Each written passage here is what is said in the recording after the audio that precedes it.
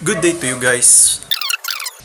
Today's video is gonna be a how to remove or replace brake lights or your brake light bulbs on your first gen Hyundai i10.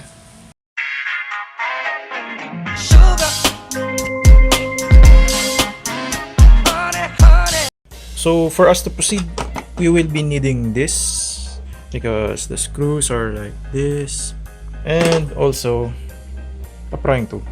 Start by opening the rear hatch. On its inner part, you'll see 3 screws to unscrew.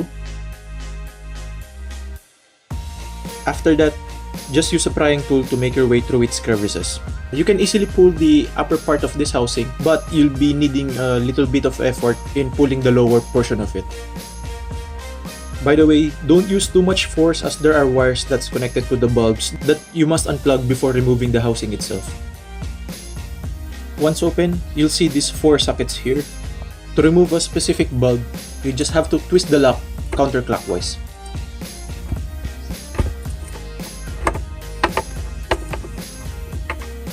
For the third brake lights, for this plastic body, it's better off to slowly pry it open, going around its body one step at a time with minimal force.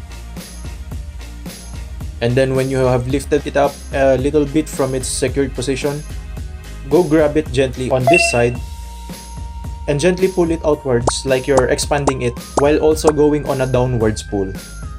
Unscrew these 2 screws here and just pry open it around again, but mainly focus on these 2 plastic tabs here and behind these 2 metal tabs here.